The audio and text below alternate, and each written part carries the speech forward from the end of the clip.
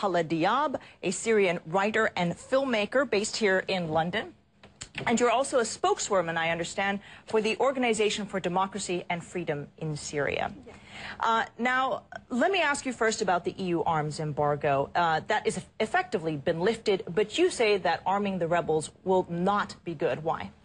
Because what is happening now with lifting the embargo, that will be a disaster for the conflict in Syria. Because lifting the arm embargo will not stop the conflict in Syria.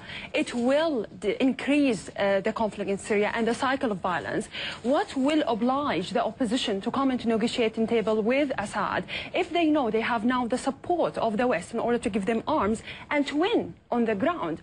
And also at the same time, the international community should have impressed other countries like the Gulf, like Qatar and Saudi, which is actually sending jihadis to Syria to fight, and also which is fueling the conflict in Syria and which is already sending arms to Syria. I mean, the main... Can I just interrupt for a second? You mentioned, bringing the opposition to the table, but on the other hand, they're also still trying to bring Assad to the table. But how do you do that? But lifting the embargo on arms will not bring Assad to the negotiating table, because that will not threaten the Syrian government, because they are supported by the Russians and by the Hezbollah and by the Iranian. So the only way to bring this to the opposition and the regime to table is actually to stop arming both sides, and also to impressing both parties to try to seek political transition instead of violence.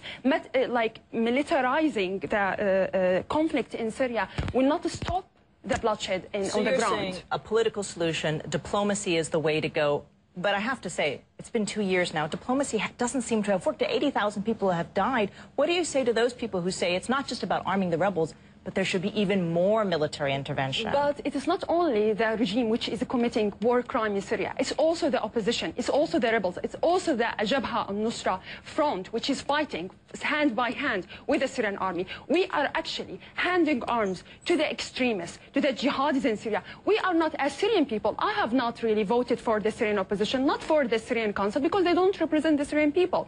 Who actually fighting in the ground is not actually a battle between the government and Syrian people. It's a battle between Shia and Sunni. It's a battle between Hezbollah and Iran and Russia, China, and at the same time the international community or the West and the Gulf government.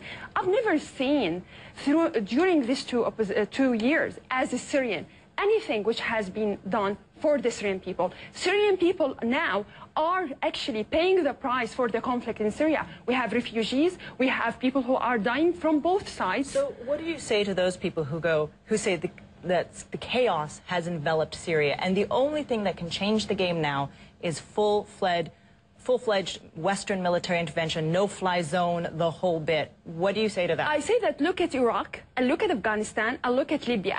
Tell me one example in Middle East where we have really succeeded in solving our problem and our political problem through arms. We need dialogue and we need political transition. Well, hopefully both sides will sit down and talk sometime in the very near future. Thank you very much, Hala Diab, for speaking to us there.